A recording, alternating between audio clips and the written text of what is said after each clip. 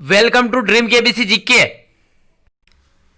दोस्तों एक बार फिर से स्वागत है आपका ड्रीम केबीसी जीके चैनल में। दोस्तों आज इस वीडियो के अंदर रसायन विज्ञान केमिस्ट्री से संबंधित जनरल नॉलेज के सामान्य ज्ञान के 50 अति महत्वपूर्ण क्वेश्चन लेके आए हो। हमारा यह वीडियो आपको अच्छा लगता है, नॉलेजेबल लगता है, आपकी स्टडी में हेल्पफुल लगता है तो इसे लाइक कीजिए, शेयर कीजिए। और अभी तक आपने हमारा यह channel dream KBC GK channel subscribe नहीं किया है, आप हमारी चैनल पे नए हो तो दोस्तों आपको नम्र विनती रहेगी, आप नीचे रहे रेड कलर के सब्सक्राइब बटन को दबा दीजिए और बाजू में रहे बेल आइकन को दबा दीजिए ताकि आपको हमारे आने वाले ऐसे ही फुल्ली नॉलेजेबल वीडियो की नोटिफिकेशन मिलती रहेगी। दोस्तों वीडियो अंत तक देखिए, अच्छा लगे तो लाइक जरूर करना। क्वेश्चन नंबर 151, इस वीडियो का पहला क्वेश्चन है रेडियोधर्मी तत्व। रेडियोधर्मी तत्व किसका उत्सर्जन है, तो किसके द्वारा उत्सर्जित होते हैं? इस क्वेश्चन का उत्तर अल्फा, बीटा और गामा विकिरण से उत्सर्जित होते हैं रेडियोधर्मी तत्व। तो यहाँ पे रेडियोधर्मी तत्व ऐसे अस्थिर नाभिक वाले परमाणु होती है और ये आमतौर पर एक प्राकृतिक रेडियोधर्मी तत्व और कृत्रिम रेडियोधर्मी तत्व में विभाजित किया जाता है इनको। क्वेश्चन नंबर 2, रेडियो सक्रियता। रेडियो सक्रियता परिघटना की खोज किसने की थी? अगर आपको बताओ तो इस क्वेश्चन का आंसर आप कमेंट भी कर सकते हो। तो इस क्वेश्चन का उत्तर फ्रांस के वैज्ञानिक हेनरी बैक्वेरेल। तो हेनरी बैक्वेरेल ने 1896 में रेडियो सक्रियता परिघटना की खोज की थी। क्वेश्चन नंबर 153, कैंसर के उपचार के लिए प्रयुक्त उत्कृष्ट गैस कौन सी है? कैंसर के उपचार के लिए उत्कृष्ट कौन सी गैस है?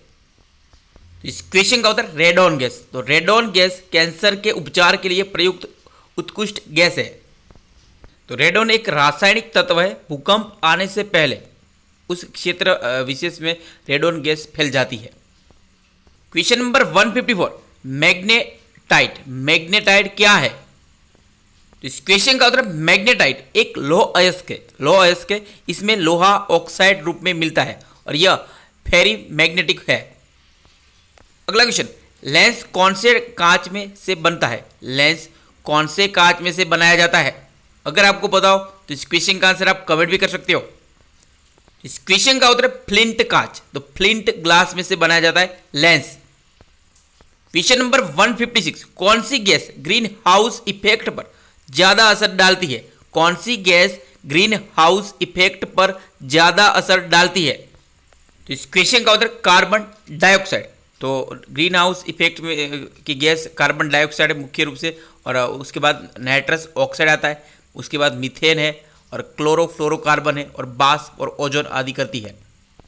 तो यहाँ पे ग्रीन हाउस इफेक्ट या ग्रीन हाउस प्रभाव या हरित ग्रह प्रभाव एक प्राकृतिक प्रक्रिया है जिसके द्वारा किसी ग्रह या उपग्रह के वातावरण में मौजूद कुछ गैसें वातावरण के तापमान को अपेक्षाकृत अधिक बनाने में मदद करती है।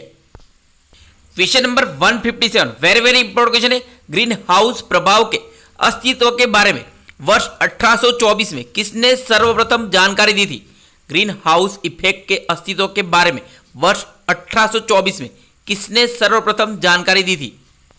इस क्वेश्चन का उत्तर जोसेफ फूरियर। तो जोसेफ फूरियर ने ग्रीन हाउस प्रभाव के बारे में 1824 में जब सबसे पहले सर्वप्रथम जानकारी दी थी। क्वेश्चन नंबर 158, मनुष्य के शरीर में टूटी हुई हड्डियों को जोड़ने के लिए किसका प्रयोग किया जाता है? मनुष्य के शरीर में टूटी हुई हड्डियों को जोड़ने के लिए किसका प्रयोग किया जाता है? अगर आपको पता हो तो इस क्वेश्चन का आंसर आप कमेंट भी कर सकते हो। इस क्वेश्चन का उत्तर है प्लास्टर ऑफ पेरिस का प्रयोग किया जाता है मनुष्य के शरीर में टूटी हुई हड्डियों को जोड़ने के लिए। तो यहाँ पे प्लास्टर ऑफ पेरिस, रासायनिक रूप से प्लास्टर ऑफ पेरिस अर्ध जलीय कैल्शियम सल्फेट है और इसे प्लास्टर ऑफ पेरिस कहते हैं क्योंकि यह जिप्सम से प्राप्त होता है जो मुख्यतः पेरिस से पाया जाता है। तो जिप्सम मुख्यतः पेरिस से पाया जाता है, इसलिए इसको प्लास्टर ऑफ पेरिस कहा जाता है। तो इसका निर्माण प्लास्टर ऑफ पेरिस को जिप्सम CaSO4 2H2O को भट्टी में 373 K पर गर्म करने से प्राप्त होता है। क्वेश्चन नंबर 159, कौन सा पदार्थ नाभिकीय रिएक्टर में मंदक के रूप में कार्य करता है? वेरी वेरी इंपॉर्टेंट क्वेश्चन है ये। इस क्वेश्चन का उत्तर बारी जल D2O। नाभिकीय रिएक्टर में मंदक के रूप में कार्य करता है। तो यहाँ पे नाभिकीय रिएक्टर का सबसे बड़ा इस्तेमाल विद्युत ऊर्जा उत्पन्न करने के लिए किया जाता है। सामान्यतः सभी न्यूक्लियर रिएक्टर नाभिकीय संलयन पर आधारित है, जिसमें ईंधन के रूप में यूरेनियम का इस्तेमाल किया जाता है। क्वेश्चन नंबर 160, सर्वप्रथम मानव ने किस धातु का उपयोग किया था? इस क्वेश्चन का उत्तर तांबा। तो सर्वप्रथम मानव ने तांबा का उपयोग किया था, उसके बाद कांसा का उपयोग किया था। क्वेश्चन नंबर 161, पोटेशियम और कैल्शियम लवण के रूप में बहुत से पौधों में कौन सा अम्ल पाया जाता है, कौन सा एसिड पाया जाता है? तो इस क्वेश्चन का उत्तर ऑक्सैलिक अम्ल। तो ऑक्सैलिक एसिड पाया जाता है पोटेशियम और कैल्शियम लवण के रूप में बहुत से पौधों में पाया जाता है।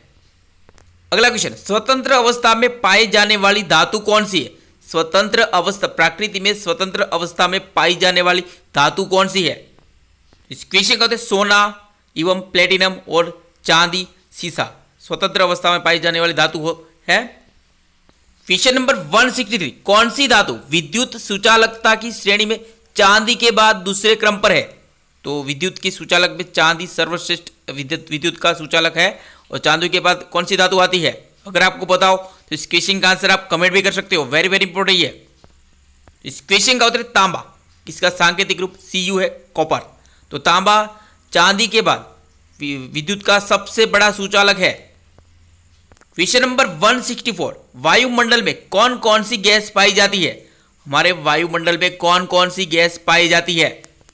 इस क्वेश्चन का उत्तर है नाइट्रोजन 78.07% होता है, उसके बाद ऑक्सीजन 20.95%, लगभग 21% होता है। उसके बाद तीसरे नंबर पे कार्बन डाइऑक्साइड है, जिसमें 0.03% होता है। उसके बाद argon, neon, helium, ozone, hydrogen, krypton और जेनान और मीथेन अल्प मात्रा में पाई जाती है वायुमंडल में।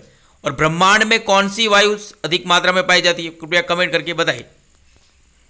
क्वेश्चन नंबर 165, वायुमंडल में कार्बन डाइऑक्साइड CO2 का प्रमाण कितना होता है? इस क्वेश्चन का उत्तर 0.03% से 0.04% तक होता है वायुमंडल में कार्बन डाइऑक्साइड CO2 का प्रमाण। क्वेश्चन नंबर 166, स्टेनलेस स्टील को बनाने में लोहे के साथ कौन सी धातु का उपयोग किया जाता है? इस क्वेश्चन का उत्तर क्रोमियम। तो क्रोमियम धातु का उपयोग किया जाता है स्टेनलेस स्टील को बनाने में लोहे के साथ। Question number 167, plaster of Paris में कौन कौन सी धातु होती है? प्लास्टर ऑफ पेरिस में कौन कौन सी धातु होती है? इस क्वेश्चन का उत्तर कैल्शियम सल्फेट होता है प्लास्टर ऑफ पेरिस में। Question number 168, plaster of Paris का रासायनिक नाम क्या है? वेरी वेरी इंपॉर्टेंट, इसका आंसर मैंने आपको पहले ही बता दिया है। प्लास्टर ऑफ पेरिस का रासायनिक नाम क्या है? इस क्वेश्चन का उत्तर कैल्शियम सल्फेट हाइड्रेट। तो calcium sulphate hydrate plaster of Paris का रासायनिक नाम है। तो प्लास्टर ऑफ पेरिस का फॉर्मूला क्या है? वेरी वेरी इंपॉर्टेंट होता है। तो CaSO4 2H2O, CaSO4 2H2O plaster of Paris का फॉर्मूला है। अगला क्वेश्चन, रबड़ को वल्केनाइज्ड प्रोसेस करने के लिए कौन सा तत्व प्रयुक्त होता है? इस क्वेश्चन का उत्तर गंधक, सल्फर का उपयोग किया जाता है रबड़ को वल्केनाइज्ड करने के लिए। क्वेश्चन नंबर 170, रसोई गैस LPG किसका मिश्रण होता है? इस क्वेश्चन का उत्तर प्रोपेन और ब्यूटेन गैसें से मिश्रित होता है रसोई गैस। तो रसोई गैस में प्रोपेन और ब्यूटेन गैसें मिश्रित होती है। और जैसे कि LPG का फुल फॉर्म है लिक्विफाइड पेट्रोलियम गैस। कई एग्जाम में इसका फुल फॉर्म पूछा जाता है, लिक्विफाइड पेट्रोलियम गैस। इसको हिंदी में द्रवित पेट्रोलियम गैस कहा जाता है। यह वस्तुतः हाइड्रोकार्बन गैसों का मिश्रण है और रसोई गैस से ओजोन परत को कोई नुकसान नहीं होता है। क्वेश्चन नंबर 171, प्राकृतिक गैस में मुख्यतः कौन कौन सी गैस होती है? तो इस क्वेश्चन का उत्तर मीथेन और इथेन गैसें होती है प्राकृतिक बायोगैस में। क्वेश्चन नंबर 172, कोबाल्ट 60 आमतौर पर कौन सी किरणें उत्सर्जित करने के कारण चिकित्सा में प्रयुक्त होता है? इस क्वेश्चन का उत्तर है गामा किरणें। तो गामा किरणें उत्सर्जित करने के कारण कोबाल्ट 60 चिकित्सा में प्रयुक्त होता है। तो यहाँ पे गामा किरण एक प्रकार का विद्युत चुंबकीय विकिरण या फोटोन है जो परमाणु नाभिक के रेडियो सक्रिय सही से उत्पन्न होता है। और गामा किरण की खोज किसने की? तो फ्रांस के भौतिक शास्त्री हेनरी बेकरूल ने की थी। हेनरी बेकरूल ने की थी 1900 में की थी साल में। और अल्फा और बीटा विकिरण की खोज रदरफोर्ड ने की थी। क्वेश्चन नंबर 173 नाभिकीय संयंत्रों नाभिकीय रिएक्टर में भारी जल का कार्य क्या रहता है? इस क्वेश्चन के अंदर नाभिकीय विघटन क्रियाओं के दौरान उत्पन्न न्यूट्रॉन को अवशोषित करने के लिए मंदक के रूप में होता है, मतलब न्यूट्रॉन को दूर करने के लिए। यहाँ पे भारी जल हाइड्रोजन के समस्थानिक, हाइड्रोजन के 3 समस्थानिक में से एक ड्यूटेरियम का ऑक्साइड रूप है भारी जल। और भारी जल का रासायनिक नाम हाइड्रोजन ऑक्साइड है H2O। और भारी जल का जैसे कि फॉर्मूला मैंने बताया था पहले D2O है। नेक्स्ट, सिलेंडरों में भरकर खाना बनाने वाली LPG गैस की आपूर्ति किस रूप में की जाती है? इस क्वेश्चन का तरल लिक्विड रूप में की जाती है सिलेंडरों में भरकर खाना बनाने वाली LPG लिक्विफाइड पेट्रोलियम गैस की आपूर्ति। दोस्तों अभी तक आपने हमारा यह channel dream KBC GK channel subscribe नहीं किया है, आप हमारी चैनल पे नए हो तो दोस्तों आपको नम्र विनती रहेगी, आप नीचे रहे रेड कलर के सब्सक्राइब बटन को दबा दीजिए और बाजू में रहे बेल आइकन को दबा दीजिए ताकि आपको हमारे आने वाले ऐसे ही फुल्ली नॉलेजेबल वीडियो की नोटिफिकेशन मिलती रहेगी। दोस्तों हमारी ड्रीम केबीसी जीके का टेलीग्राम चैनल भी है, आप हमें टेलीग्राम चैनल पे सब्सक्राइब कर सकते हो, वहाँ पे आपको सबसे पहले नोटिफिकेशन मिलेगा। और ड्रीम केबीसी के फेसबुक पेज भी आप पर लाइक कर सकते हो, ट्विटर में भी फॉलो कर सकते हो और इंस्टाग्राम में भी हम नॉलेज शेयर करते हैं तो वहाँ पे आप हमें फॉलो कर सकते हो अगर हमारे वीडियो आपको अच्छे लगते हैं, हेल्पफुल लगते हैं तो। चलते हैं अगले क्वेश्चन पे। नेक्स्ट क्वेश्चन नंबर 170 में प्याज को काटने और छीलने पर किसकी विद्यमानता के कारण आंखों में पानी आ जाता है, जलन होती है? इस क्वेश्चन का उत्तर प्याज की कोशिकाओं में सल्फर होता है, इसे सल्फर अम्ल सल्फ्यूरिक एसिड उत्पन्न होता है, इसलिए आंख में जलन होती है। अगला क्वेश्चन, मधुमक्खी के दंश से कौन सा अम्ल छूटता है? मधुमक्खी के दंश से कौन सा अम्ल छूटता है? तो इस क्वेश्चन का उत्तर है मेथेनोइक अम्ल छूटता है मधुमक्खी के दंश से, तो इसलिए हमको जलन होती है, दर्द होता है। अगला क्वेश्चन, पीने के पानी के शुद्धिकरण के लिए किसका प्रयोग किया जाता है? इस क्वेश्चन का उत्तर क्लोरीन का प्रयोग किया जाता है पीने के पानी को शुद्ध करने के लिए। क्वेश्चन नंबर 117, चींटी के विष में कौन सा एसिड पाया जाता है? चींटी के विष में कौन सा अम्ल पाया जाता है? इस क्वेश्चन का उत्तर फार्मिक एसिड होता है चींटी के विष में। अगला क्वेश्चन नंबर 179, चाइनीज खाने में कौन सा एसिड प्रयुक्त होता है? चाइनीज खाने में कौन सा एसिड होता है? इस क्वेश्चन का सिरिका एसिड होता है चाइनीज खाने में, जो एक एसिडिक अम्ल है सिरका। अगला क्वेश्चन, नींबू में कौन सा अम्ल मुक्त रूप से होता है? तो नींबू के अंदर नींबू पानी में कौन सा अम्ल मुक्त रूप से होता है? इस क्वेश्चन का उत्तर साइट्रिक एसिड मुक्त रूप से होता है नींबू में। क्वेश्चन नंबर 181, नाभिकीय संयंत्रों नाभिकीय रिएक्टर में ग्रेफाइट का उपयोग किस रूप में किया जाता है? इस क्वेश्चन का मॉडरेटर के रूप में किया जाता है ग्रेफाइट का उपयोग। यहाँ पे मॉडरेट का मतलब मंदक, मध्यस्थी के रूप में किया जाता है नाभिकीय संयंत्रों में ग्रेफाइट का उपयोग। क्वेश्चन नंबर 182, नाभिकीय रिएक्टर में विमंदक, यहाँ पे मॉडरेटर मतलब विबंधक भी होता है, विबंधक और प्रशीतक दोनों की तरह प्रयुक्त होने वाला पदार्थ कौन सा है? नाभिकीय रिएक्टर संयंत्रों में विमंधक और प्रशीतक दोनों की तरह प्रयुक्त होने वाला पदार्थ कौन सा है? इस क्वेश्चन का उत्तर भारी जल। तो विमंधक और मॉडरेटर और प्रशीतक दोनों की तरह प्रयुक्त होने वाला पदार्थ है। क्वेश्चन नंबर 183, हाइड्रोजन या उदजन, हाइड्रोजन का अन्य उदजन भी नाम है, अन्य इसका संकेत H है। तो हाइड्रोजन के समस्थानिक प्राकृतिक उपलब्ध कौन से है? तो इस क्वेश्चन का उत्तर 3 है, हाइड्रोजन के प्राकृतिक उपलब्ध 3 है, जो प्रोटियम, ड्यूटेरियम और ट्राइटेरियम। तो प्रोटियम, ड्यूटेरियम और ट्राइटियम हाइड्रोजन के 3 समस्थानिक प्राकृतिक उपलब्ध है, और ये 3 प्राकृतिक उपलब्ध स्थिर अवस्था में पाए जाते हैं, और बाकी के जो टोटल होते हैं वो अस्थिर अवस्था में पाए जाते हैं। उसको रासायनिक प्रक्रिया करनी पड़ती है। अगला क्वेश्चन, गैस को दबाने या संपीड़ित करने पर क्या असर होता है? गैस को दबाने या संपीड़ित करने पर क्या असर होता है? इस क्वेश्चन दाब तथा तापमान दोनों बढ़ते हैं। दाब तथा तापमान दोनों बढ़ते हैं।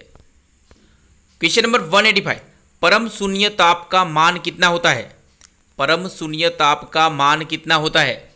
इस क्वेश्चन का उत्तर -273 डिग्री सेल्सियस होता है परम शून्य ताप का मान। यहाँ पे परम शून्य ताप, जिसे ऊष्मागतिक ताप या थर्मोडायनेमिक टेम्परेचर या परम ताप या ताप का निरपेक्ष माप है। इस ताप पर पदार्थ के अणुओं की गति शून्य हो जाती है, और इसका माप -273 डिग्री सेंटीग्रेड होता है। क्वेश्चन नंबर 186, हाइड्रोजन के किस समस्थानिक को भारी हाइड्रोजन कहा जाता है? तो किसे भारी हाइड्रोजन कहा जाता है? इस क्वेश्चन का उत्तर ड्यूटेरियम। तो ड्यूटेरियम को भारी हाइड्रोजन कहा जाता है। यहाँ पे ड्यूटेरियम के नाभिक में एक प्रोटॉन और एक न्यूट्रॉन होता है, और इसकी खोज किसने की थी? इसकी खोज 1931 में कोलंबिया विश्वविद्यालय के रसायन शास्त्री हैरोल्ड यूरी द्वारा की गई थी, और हैरोल्ड यूरी ने इसकी खोज स्पेक्ट्रोस्कोपिक विधि द्वारा की थी। तो किस विधि द्वारा की थी? स्पेक्ट्रोस्कोपिक विधि द्वारा की थी। वेरी वेरी इंपॉर्टेंट है। क्वेश्चन नंबर 187, रसायन स्त्राव क्षमा चाहते हैं रक्तस्राव को रोकने के लिए आमतौर पर किस एल्यूमिनियम लवण का प्रयोग किया जाता है? वेरी वेरी इंपॉर्टेंट और बहुत ही सिंपल क्वेश्चन, इसका आंसर आपको पता ही होगा। इस क्वेश्चन का पोटास अल्म का उपयोग किया जाता है फिटकरी। ज़्यादातर जो सलून में जो बार्बर होते हैं वो पोटास फिटकरी का इस्तेमाल करते हैं। शेविंग करते समय ब्लेड काट लेती है तो खून को रोकने के लिए। क्वेश्चन नंबर 188, रेडियम की खोज किसने की थी? इस क्वेश्चन का मैडम मैरी क्यूरी ने की थी रेडियम की खोज। और रेडियम एक रासायनिक तत्व है, और रेडियम के रेडियो एक्टिव विकिरण से रेडोन गैस प्राप्त होती है। क्वेश्चन नंबर 189, प्याज लहसुन में गंध किस तत्व की उपस्थिति के कारण होता है? किस तत्व की उपस्थिति के कारण प्याज और लहसुन में गंध आती है? तो प्याज और लहसुन में पोटेशियम के कारण उपस्थिति के कारण गंध आती है। यहाँ पे पोटेशियम एक रासायनिक तत्व है, इसका प्रतीक के है। यह आवर्त सारणी के प्रथम मुख्य समूह का तत्व है। पोटेशियम तत्व का पृथक्करण 1807 ईस्वी में सन हम्फ्री डेवी ने पोटेशियम हाइड्रोक्साइड के विद्युत विश्लेषण द्वारा किया था। अगला क्वेश्चन नंबर 190, चारकोल, सल्फर एवं पोटेशियम नाइट्रेट के मिश्रण से क्या बनता है? इस क्वेश्चन का उत्तर गन पाउडर, बारूद बनता है। चारकोल मतलब कोयला, चारकोल कोयला का प्रकार है। सल्फर एवं पोटेशियम नाइट्रेट के मिश्रण से गन पाउडर या बारूद की खोज रोजर बेकन ने की थी, और डायनामाइट की खोज जैसे कि आल्फ्रेड नोबेल ने की थी। अगला क्वेश्चन नंबर 191, तांबा, कॉपर या जस्ता, जिंक की मिश्र धातु कौन सी है? इस क्वेश्चन का पीतल, ब्रास, तांबा और जस्ता जिंक की मिश्र धातु है। क्वेश्चन नंबर 192, तांबा और टीन की मिश्र धातु कौन सी है? इस क्वेश्चन का उत्तर कांसा, ब्रोंज, तांबा और टीन की मिश्र धातु है। क्वेश्चन नंबर 193, किस तत्व की उपस्थिति के कारण पीतल का रंग हवा में फीका पड़ जाता है? इस क्वेश्चन का हाइड्रोजन ऑक्साइड H2S की उपस्थिति के कारण। क्वेश्चन नंबर 194, किस अम्ल को रसायनों का राजा कहा जाता है? वेरी वेरी इंपॉर्टेंट है। किस अम्ल को रसायनों का राजा कहा जाता है? इस क्वेश्चन का सल्फ्यूरिक एसिड को रसायनों का राजा कहा जाता है। इसका फॉर्मूला H2SO4 है। इसका फॉर्मूला आपको पता होना चाहिए। क्वेश्चन नंबर 195, आवर्त सारणी पीरियडिक टेबल की खोज किसने की थी? इस क्वेश्चन था मैडलिप, तो मैडलिप ने की थी आवर्त सारणी पीरियडिक टेबल की खोज। तो यहाँ पे आवर्त सारणी अथवा तत्वों की आवर्त सारणी रासायनिक तत्वों को उनकी संगत विशेषताओं के साथ एक सारणी के रूप में दर्शाने की एक व्यवस्था है। इसके कुछ महीनों जैसे कि मेंडलीफ ने सबसे पहले आवर्त सारणी का आविष्कार किया था। क्वेश्चन नंबर 196, आधुनिक आवर्त सारणी की खोज किसने की थी? किसने की है? इस क्वेश्चन का उत्तर मोसले ने की है। अगला क्वेश्चन, त्रियक नियम का प्रतिपादन किसने किया था? त्रियक नियम का प्रतिपादन किसने किया था? तो इस क्वेश्चन का उत्तर डॉब रेनर। तो डॉब रेनर ने त्रियक नियम का प्रतिपादन किया है। तो डॉब रेनर ने किया था त्रियक नियम का प्रतिपादन। Next question, question number 198, Mendeleev का आवर्त सारणी किस पर आधारित है? मेंडलीफ का आवर्त सारणी किस पर आधारित है? इस क्वेश्चन का परमाणु द्रव्यमान, तो एटॉमिक मास पर आधारित है मेंडलीफ का आवर्त सारणी। क्वेश्चन नंबर 198, अभी तक कुल कितने तत्व खोजे जा चुके हैं? वर्तमान में कितने तत्व खोजे जा चुके हैं?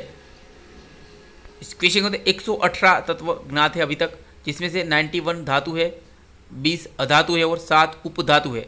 वेरी वेरी इंपॉर्टेंट ये क्वेश्चन नंबर 200। और इस वीडियो का ये आखिरी क्वेश्चन, तो आवर्त सारणी के वर्ग 1 में किस प्रकार के तत्वों को रखा गया है? आवर्त सारणी के वर्ग 1 पहले वर्ग में किस प्रकार के तत्वों को रखा गया है? इस क्वेश्चन का उत्तर 4 धातु तत्वों को रखा गया है आवर्त सारणी के वर्ग 1 में। दोस्तों आगे के क्वेश्चन आगे के वीडियो में कवर किए गए।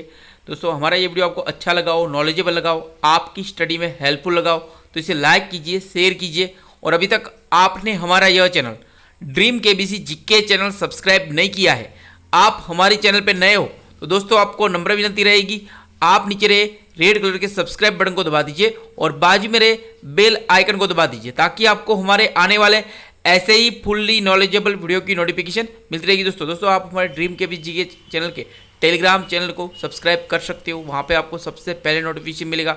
और व्हाट्सएप पे भी, फेसबुक पे आप हमें फॉलो कर सकते हो, या ट्विटर पे भी फॉलो कर सकते हो, या आप हमारे ड्रीम केबीसी की फेसबुक पेज को भी लाइक कर सकते हो।